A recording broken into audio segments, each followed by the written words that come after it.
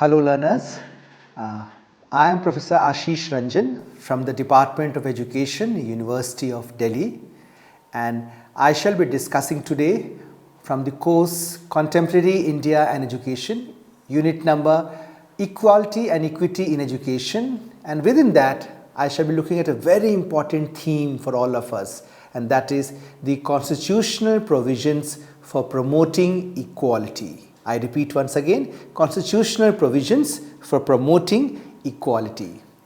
The clear objectives, the two objectives of today's discussion would be first, to understand the role of the Constitution in ensuring equality in Indian society, and second, to acquaint us about the various constitutional provisions for promoting equality in the contemporary Indian society.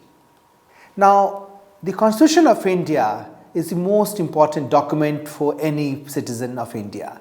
In fact, it is the guiding light for promoting equality, and the Constitution of India was adopted in 1950, and from 1950 onwards till present times, it has been shaping our ideas, it has been shaping our future, and it grants equal opportunity to the individuals in all spheres and also directs the state to ensure that no discrimination is done to any individual on any basis, such as gender, caste, or discrimination based on region, religion. There's so much of hate speech going on. The Constitution of India does not allow that at all. It tries to ensure that efforts shall be made for the well-being of the deprived sections of the society. It also gives power to the central government as well as to the state governments to frame the laws to achieve the well-being of the masses. There are various constitutional provisions which promote equity and equality in Indian society, and we shall be discussing them one by one right now. The first and foremost, or I would say the very important provision from the Constitution of India is what is called as the free and compulsory education, the provision for free and compulsory education, which comes to us from the Article 21A of the Indian Constitution, which came into existence after the very popular 86th Amendment Act in the year 2009, and it got implemented from 2010 onwards. It's popularly known as the RTE Act or the Right to Education Act. Now, this act is something which specifies that the state shall provide free and compulsory education to all children from the age of 6 to 14 years. Okay, so if you are born, once you have age of 6, then you have the right to get free and compulsory education in any government institution, and you can continue to do that till you are age of 14. So it also provides 25% reservation to the students belonging to what is called as the EWS category, or the economically weaker sections of the society in the privately managed educational institutions. So we have the RT from 6 to 14 years, we have the EWS up to 25% reservation for the people of India to get admissions and get educated. Now, another important constitutional provision is what is called provisions for the education of the minorities. And there are various articles here also. We have to look at the articles. One article is what is called as Article 30 of the Indian Constitution, which relates to certain cultural and educational rights available to the minority groups, wherein they may establish and administer educational institutions. Now, this Article 30 clearly specifies that all minorities, whether based on religion or a minority based on language, should have the right to establish and administer educational institutions for the minority groups. For example, you can think of an example of the Khalsa College in the University of Delhi, which is a minority institution established for the Sikh community or the popular St. Stephen's College, again of Delhi University, which is again a minority institution established for the Christians. We have also had the Jamia Millia Islamia for the Muslims, the Aligarh Muslim University, and at the school level we have the Guru Har Krishan Public Schools for the Sikh minority community. So there are provisions for the education of the minority communities in India, which is very, very significant development. And also the state shall not discriminate against any educational institution on the ground that it is under the management of a minority community based on religion or language. So that's important, that the state takes precautions and takes that careful provision that educational institutions are nurtured by the minority communities, be it the Sikhs, the Christians, the Muslims, the Jews, and this is all over India. And that has successfully run so far in the country, both at the level of the school education and also at the level of the higher education as such. Then there are also important provisions which are called as the language safeguards, or the provisions which safeguard our languages. And here again you have some articles to remember. One is Article 29 Part 1, or you can say 29(1) of the Indian Constitution, which states that any section of the citizens residing in the territory of India or any part thereof having a distinct language, script or culture of its own shall have the right to conserve the same. That means whatever language you are speaking, you have the freedom to actually protect, conserve, propagate the same language. Then there is also another important article which is called as Article 350 Part B, 350B of the Indian Constitution, which provides for the appointment of special officers for linguistic minority groups who are supposed to be investigating into the matters relating to safeguarding of the rights of the linguistic minorities under the Constitution of India. Along with them, you also have very other popular provisions in the Constitution, such as provisions for education of the weaker sections in the Indian society. And we have a large number of articles in this. Article 15 and Article 17 of the Indian Constitution safeguard the social interests of the weaker sections of the Indian community. For instance, Article 15 forbids discrimination on the grounds of caste, creed, color, sex or place of birth, whereas Article 17 focuses upon the abolition of untouchability.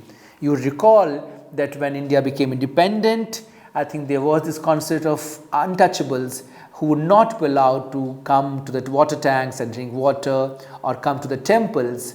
But the government of India, when it decided to make the constitution, and from 1950 onwards, one of the foremost social efforts was to abolish untouchability, and if you practice that today, you will be behind the bars.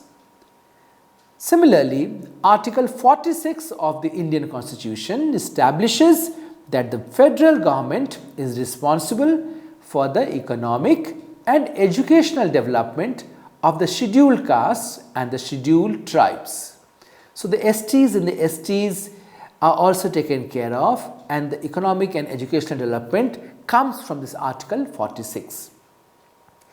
It also states, and that's very important, that the state shall promote with special care the educational and economic interests of the weaker sections of the people, and in particular of the scheduled castes and the scheduled tribes, and shall protect them from social injustice and all forms of exploitation.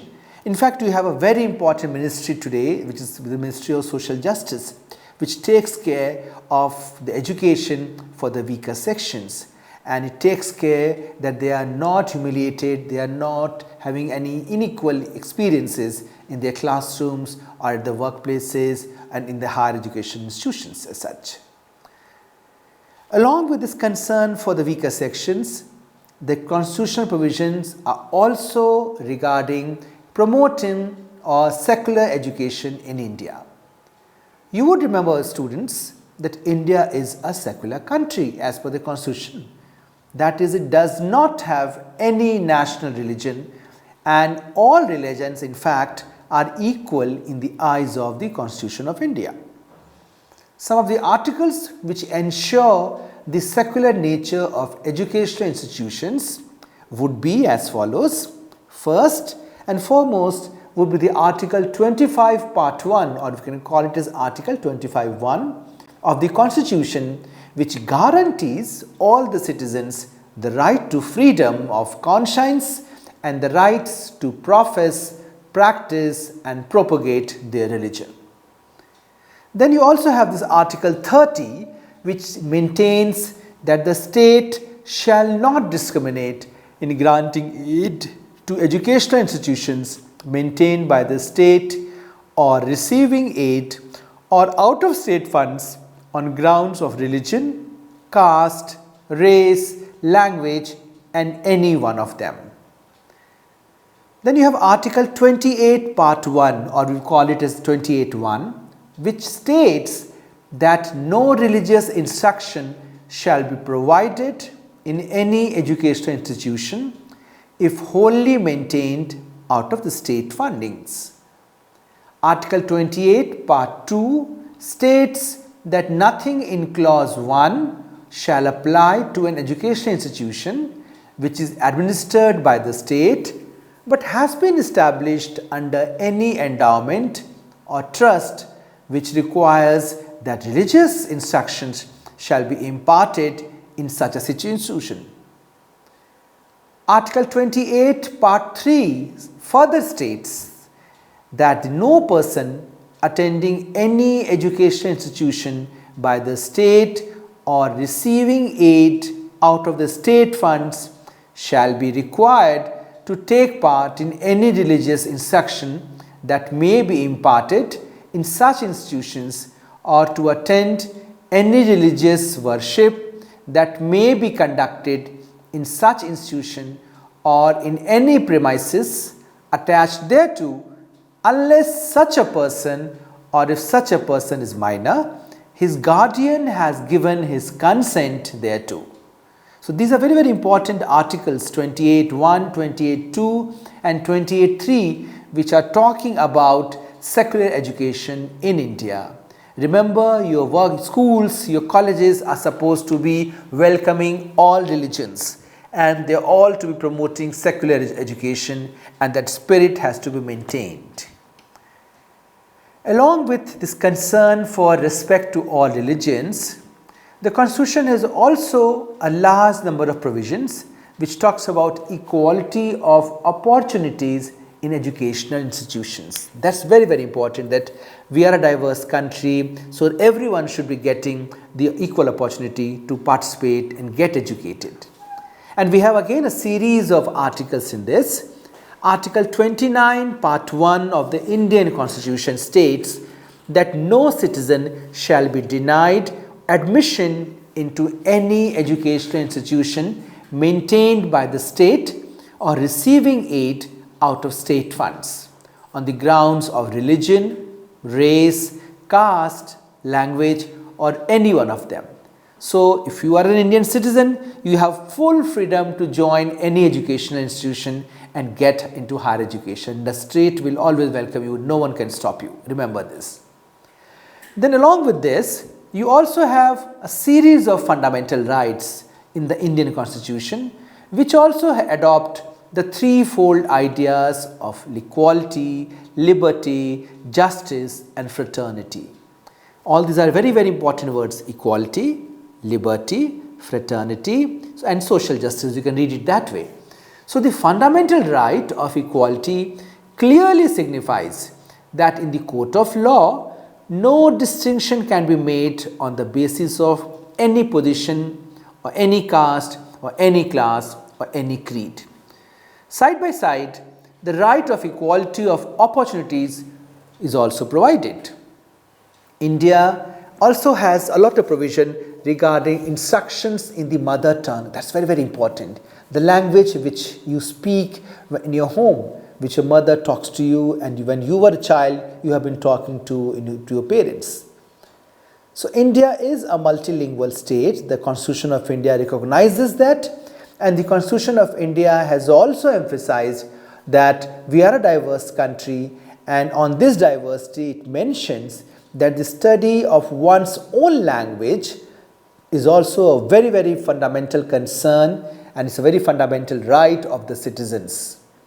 And if you just take this constitution aside and you talk to people who are engaged with education, and they will also tell you that pedagogically, that is the way we connect with the students, or the art and science of teaching, if you look from that perspective also, the educationists and the psychologists strongly believe that the elementary education should be given in only mother's tongue. You have currently the NEP 2020, the new education policy, and earlier we had the very popular National Curriculum Framework 2005. All these documents have emphasized on teaching young children in their own mother tongue, and that seemed to be very, very influential. Apart from this, we have another very important article, and that is Article 26(1), Part 1 of the Article 26 of the Indian Constitution, which states that any section of the citizens residing in the territory of India or any part thereof having a distinct language or a distinct script or a culture of its own shall have the right to converse the same. So whatever culture you come from, whatever language you speak, be proud of it. Don't be a shy person, because you have the right by the Constitution of India to converse in your language. Whatever accent, whatever script it has, it's okay. Okay, so be confident in speaking in your own language and preserve your cultural roots. Then we also have a very popular article, which is Article 350A of the Indian Constitution, which also directs that it shall be the endeavour of every state and every local authority to provide adequate facilities for instruction in the mother tongue at the primary stage of education to children belonging to linguistic minority groups. So that means if you are from classes 1, 2, 3, 4, 5, you would be getting education in your own language, that is your mother tongue. And that has been promoted, and that's why we have seen people getting into schools and they are looking for people who can teach them in their own mother tongue, because it's understood that probably children study and comprehend and articulate better in their own language. And that is why there is a trend that there are multilingual classrooms, there are multi-language classrooms are seen to be as a strength in an English classroom or a Hindi classroom or a Sanskrit classroom. So these are important. Along with that, a lot of effort is also made on the education of women. You all know, learners, that traditionally this has been this great patriarchal mindset in the Indian context, that if you have sons and daughters, you only send your sons to the schools, and women were confined to doing their household work and they would not be sent to the school. It was understood, or it was thought for a long time, that women have to get married. Once they grow up, they have to get married. So why actually invest in their education? It was seen as a sheer wastage of education. And that's why the Constitution of India has been very, very conscious right from its inception in 1950 that women's education are promoted and protected. And all the educational policies in India, whether it was in the early 60s or in the 80s or the recent one, which is the National Education Policy of 2020, they have time and again emphasized on promoting and safeguarding the rights which nurture women's education. So you will find a lot of places having concessions or seats being reserved or being given preference if you have a girl child, and there is emphasis on the education of the girl child. The popular line, sab badhe, okay, beti bachao, beti padhao, all these are the good examples of promotion of women's education which comes from the Indian Constitution. And a very important article in this is what is called as Article 15 Part 1 of the Indian Constitution, which provides that the state shall not discriminate any citizen or group of citizens on the basis of gender. I time and again emphasize that gender is a sociological construct, the way we expect men and women to take certain responsibilities. So if you have a woman or you have a transgender or if you have a third gender also a person in the family, he or she has full right to get educated. And in fact, there are many states in India which have kept free and compulsory education for girl child, or there is very less fee. Or when you are applying for education in an institution of the government of India or a state government, very often you have a lot of concession if you are a woman as compared to a male child. So these are important concerns which the government is trying to safeguard. Along with that, you also have Article 15 Part 3 of the Constitution, which reads that nothing in this article shall prevent the state from making any special provision for women and children both. So from time and again you would have seen all these male bastions are being opened. Earlier women were not allowed in the army or in the air force or in the navy, but now you see women actually entering these gates and they are becoming good officers and very efficient officers, and in fact institutions are preferring them. Earlier women were allowed or maybe get educated up to a particular level and they would join as school teachers. But today you will see them walking across all walks of life and they are doing very good job and they are very mentally tough. In fact, almost around 49% women have access today in India to higher education. So there is an increasing number from the independence till date, large number of women are getting educated in India. And in fact, states which have shied down earlier of not having education are also promoting up, whether it's Kerala or whether it's Himachal or whether it's the northeastern states where there has always been a very high rate of women's education. Very recently or of late, even the Bimaru states or the states of Rajasthan and Bihar or Odisha where the women's education was lagging behind has also taken up, and the constitutional provisions are actually playing a very important role in promotion of their education. So these are some of the constitutional provisions, and to sum it up, we must remember that India is a diverse country. We have a plural society, we have a multicultural society where people of different languages, different races, religion, ethnicity, cultural orientations are living together. And the Constitution of India, which came in 1950, and since then it has been trying to provide equal opportunities to all these diverse groups, to all these different kinds of socially contextualized people to have access to education so as to ensure that there is equality in the society. There is sameness to all. Everyone gets a chance to study, everyone gets a chance to do the practicals, and everyone gets a chance to even participate in sporting activities and the scholastic and co-scholastic activities. Earlier we wouldn't have found women participating in maybe sporting activities or maybe some debating competition, but everywhere now women are being encouraged to come ahead and participate thanks to the Indian Constitution.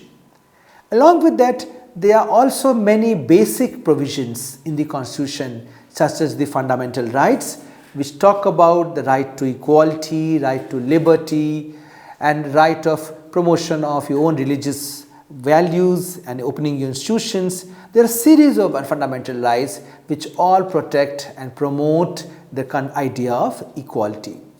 After that, you also have the directive principles of the state policies, what is called as the DPSPs.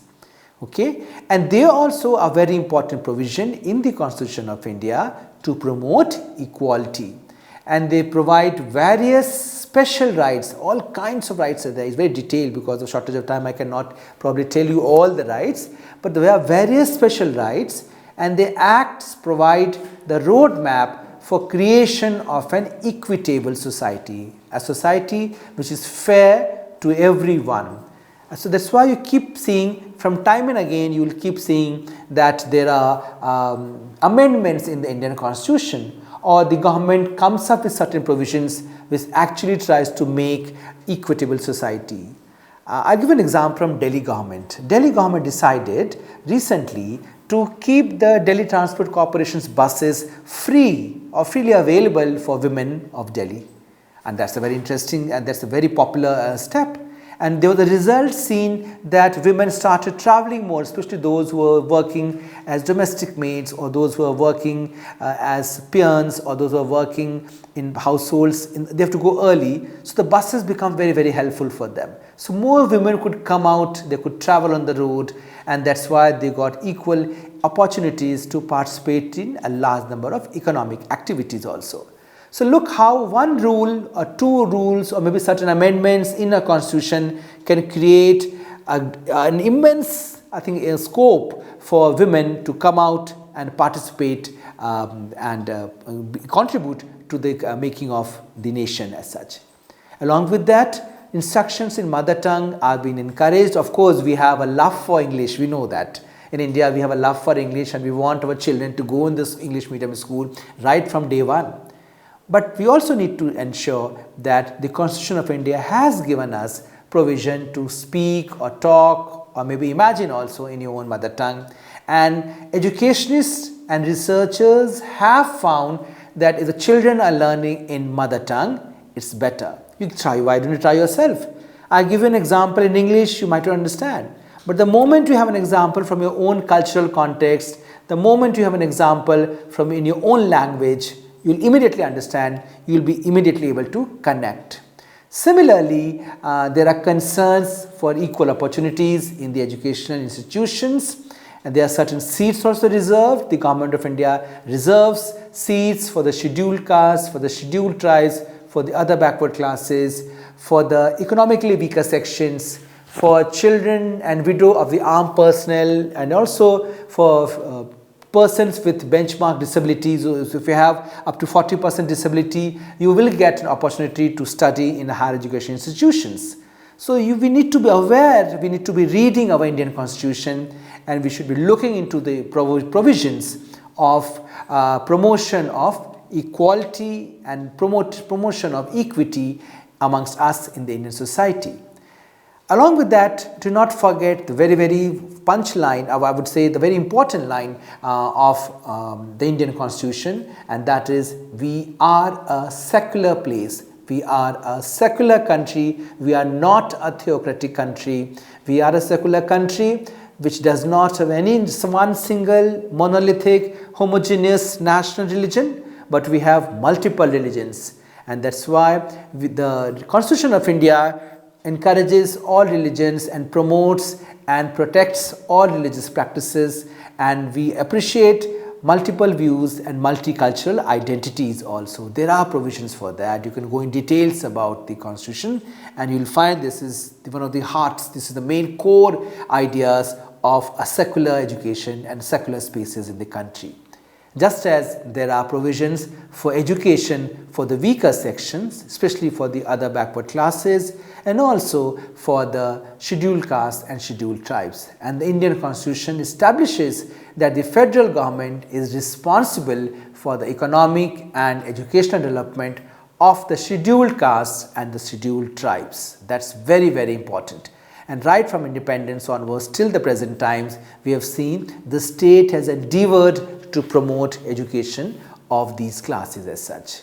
Along with that, of course, there is also concern for safeguarding our languages, which I have talked about earlier. Okay, there you can actually have education in your for the linguistic minorities, and they could investigate into the matters related to safeguarding of their rights as the linguistic minorities under the Constitution of India. And there are special provisions for the minorities, and all minorities, whether we are a minority on the basis of religion or we are a minority on the basis of language, there are provisions, and we need to read it first rather than depending on someone else to tell us. Read the Constitution, find out the rules and regulations and practice that in your life and make it a better world for you and me and for all of us.